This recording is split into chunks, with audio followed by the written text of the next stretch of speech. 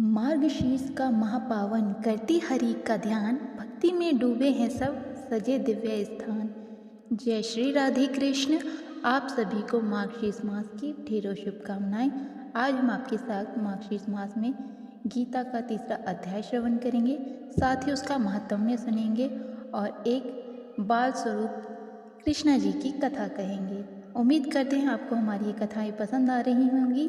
अगर आपको हमारी कथाएं पसंद आती है तो वीडियो को लाइक ज़रूर कीजिएगा। तो चलिए कथा प्रारंभ करते हैं। अर्जुन ने पूछा, हे जनार्दन, यदि आपके मत से कम बुद्धि श्रेष्ठ है तो केशव मुझे इस घोर कर्म में क्यों लगाते हो?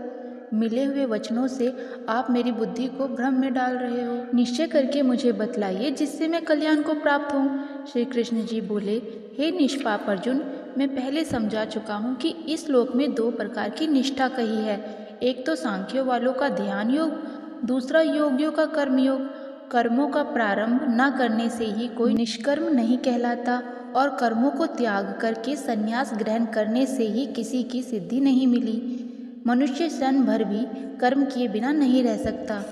प्रवृत्ति के गुण ही सब मनुष्यों को कुछ न कुछ कर्म करने में लगाते ही रहते हैं। जो अज्ञानी कर्मेंद्रियों को रोककर आत्मचिंतन करने के बहाने विषयों की चिंता करता है, वह पाखंडी मिथ्याचारी कहलाता है।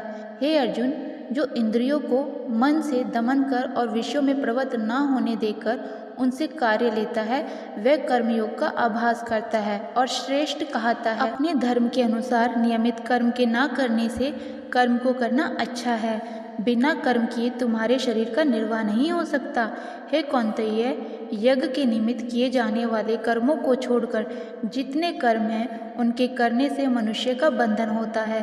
अतएव तुम फल की इच्छा त्याग कर यज्ञ के लिए कर्म करो। सृष्टि के आरंभ काल में ब्रह्मा जी ने यज्ञ सहित प्रजा को उत्पन्न कर प्रजा से कहा था, तुम यज्ञ आदि कर्म करके वृद्धि को प्राप्त होगे। यही कर्म तुम्हारे निमित्त कामधेनु होवेंगे। इस यज्ञ से तुम देवताओं को संतुष्ट करते रहो और देवता भी तुमको संतुष्ट करेंगे। इस प्रकार परस्पर बर्ताव करते हुए तुम और देवता कल्याण को प्राप्त हो जाओगे। यज्ञ आदि कर्मों से प्रसन्न होकर देवता तुमको इच्छित सुख की सामग्रियां देंगे, परंतु उनके लिए हुए दान को जो बिना उनका भोग लगाए ग्रहण करता है वह चोर है। पंच महायज्ञ करके जो शेष बचा हुआ भोग ग्रहण करते हैं वह पापों से मुक्त हो जाते हैं, और जो अपने निमित्त ही अन्न पकाते हैं वह पापी पुरुष पाप का ही भक्षण करते हैं। अन्न से ही प्राणियों की उत्पत्ति हुई है। अन्न मेघ से उत्पन्न हुआ है। मेघ यज्ञ द्वारा बरसता है और यज्ञ की उत्पत्ति कर्म से होती है। कर्म की उत्पत्ति ब्रह्म से हुई है और ब्रह्म अक्षर परमात्मा से। इस कारण सदा पदार्थों में रहने वाला जो ब्रह्म है वह सब यज्ञों से प्रस्तुत है।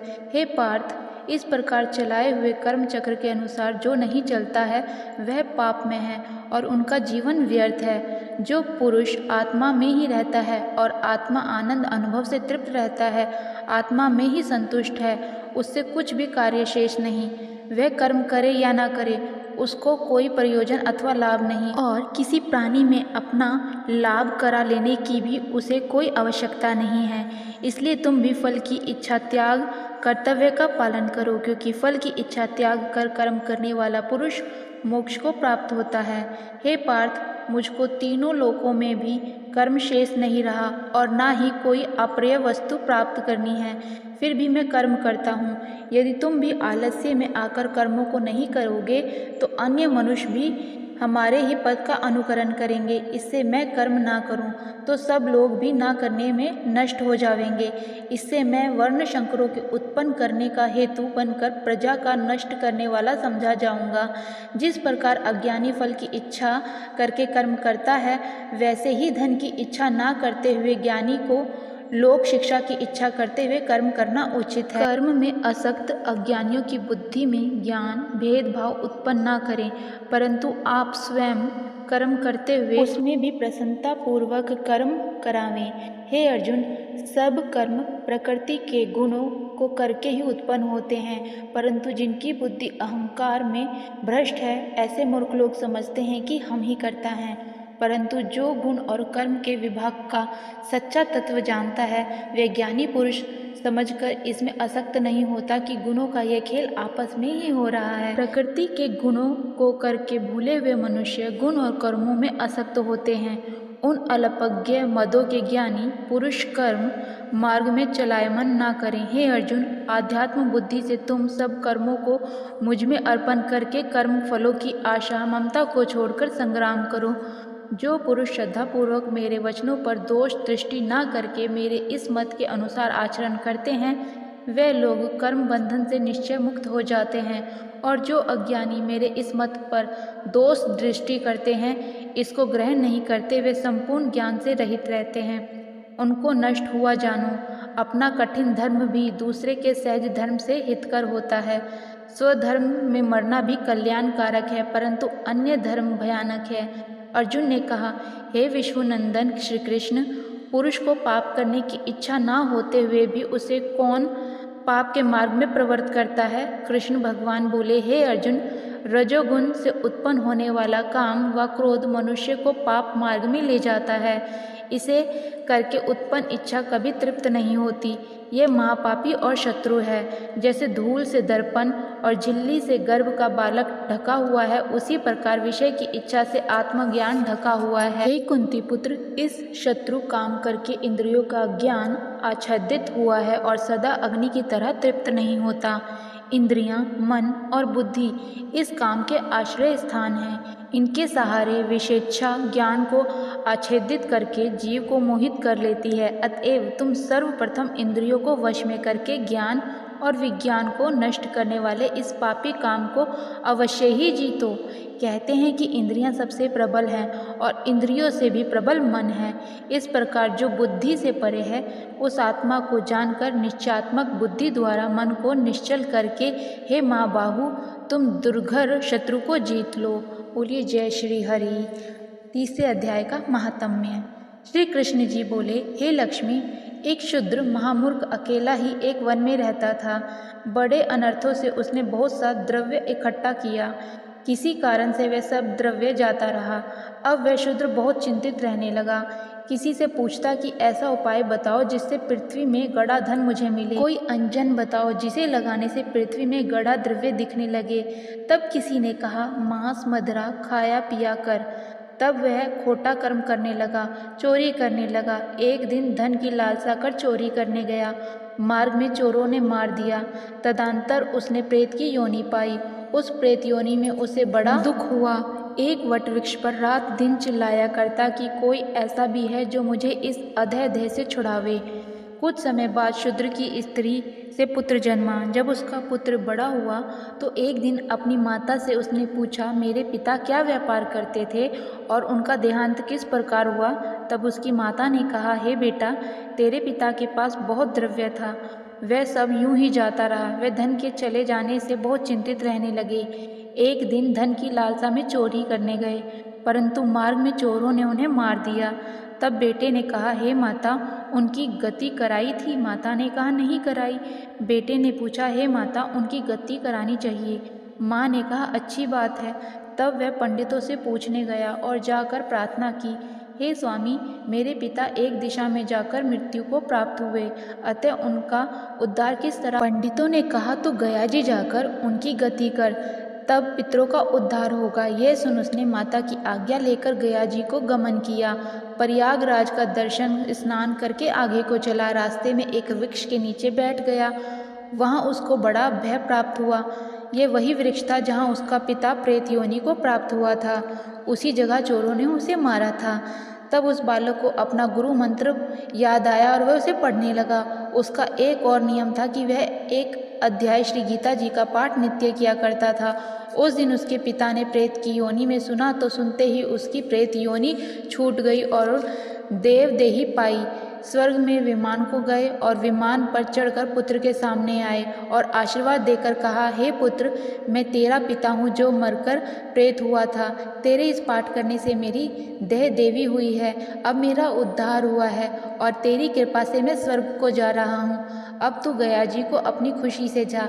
इतना सुनकर पुत्र ने कहा, हे पिताजी, कुछ और आज्ञा हो तो कहो जो मैं आपकी सेवा में कर सकूं। तब उस देवदेही ने कहा, देख, मेरी 7 पीढ़ियों के पितर नरक में पड़े हैं। अब तू श्री गीता जी के 3रे अध्याय का पाठ करके उनको भी इस दुख से मुक्ति प्रदान कर। इतना वचन कहकर जब वह देवदेही स्वर्ग को गई, तब उस बालक ने वहीं पर पुनः गीता जी के 3रे अध्याय का पाठ किया और सब पितरों को उसका पुण्य देकर बैकुंठगामी किया। जो प्राणी श्री गीता जी का पाठ करे या श्रवण करे, उसका फल कहाँ तक कहें, कहने में ही नहीं आ सकता। तब श्री कृष्ण जी बोले, हे लक्ष्मी, ये 3रे अध्याय का जो फल मैंने तुम्हें से कहा है, वे तुम बोलिए विष्णु नारायण भगवान की जय। अब सुनेंगे श्री कृष्ण के बाल स्वरूप की कथा, जो उन्होंने बाल लीलाएं की थी। एक बार बलराम सहित ग्वाल बाल खेलते खेलते यशोदा के पास पहुँचे और यशोदा जी से कहा, माँ, कृष्ण ने तो आज मिट्टी खाई है।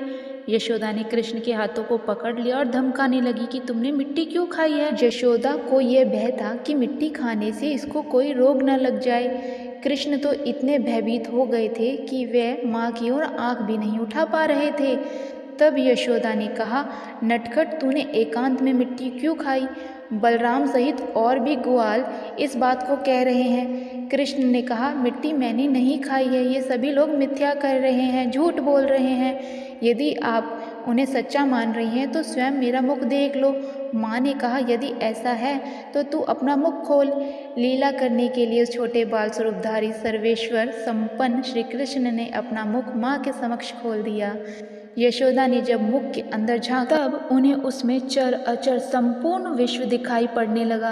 अंतरिक्ष, दिशाएं, द्वीप, पर्वत, समुद्र सहित सारी पृथ्वी, प्रभा नामक वायु, विद्युत, तारा सहित स्वर्गलोक, जल, अग्नि, वायु, आकाश अपने अधिष्ठताओं एवं शब्द आदि विषयों के साथ 10 इंद्रियां, सत्व, रज, तम, इन तीनों तथा मन, जीव, काल, स्वभाव, कर्म, वासना आदि से लिंग शरीरों का अर्थात चराचर शरीरों का, जिससे विचित्र विश्व एक ही काल में दिख पड़ रहा है। इतना ही नहीं, यशोदा ने उनके मुख में ब्रज के साथ स्वयं अपने आप को भी देखा। इन बातों से उन्हें तरह तरह के तर्क वितर्क होने लगे। यह क्या मैं स्वप्न देख रही हूँ, या देवताओं की कोई माया है, अथवा मेरी बुद्धि ही व्यम हो गई है, अथवा इस मेरे बच्चे को कोई स्वाभाविक अथवा प्रभावपूर्ण चमत्कार है। अंत में उन्होंने यही दृढ़ निश्चय किया कि अवश्य ही किसी का चमत्कार है और निश्चय ही ईश्वर इसके रूप में आए हैं। तब उन्होंने कृष्ण की स्तुति की, जो चित्त, मन, कर्म, वचन तथा तर्क की पहुँच से इस सारे ब्रह्मांड का आश्रय है, जिसके द्वारा बुद्धि वृत्ति में अभिव्यक्त प्रकाश से इसकी प्रतीति होती है। उस अचिंत्य शक्ति पर ब्रह्म को मैं नमस्कार करती हूँ। कृष्ण ने जब देखा कि माता यशोदा ने मेरा तत्व पूर्णतः समझ लिया है, तब उन्होंने तुरंत पुत्र स्नेह में ही अपनी शक्ति रूप माया विस्तृत कर दी, जिससे यशोदा क्षण भर में ही सब कुछ भूल गई।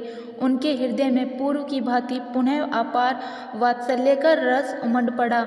उन्होंने कृष्ण को उठाकर अपनी गोद में उठा लिया। बोलिए कृष्ण भगवान की जय। उम्मीद करते हैं आपको हमारी ये कथा पसंद आई हो तो वीडियो को लाइक ज़रूर कीजिएगा। कल मिलते हैं आपसे एक नई वीडियो के साथ, तब तक के लिए जय श्री कृष्ण।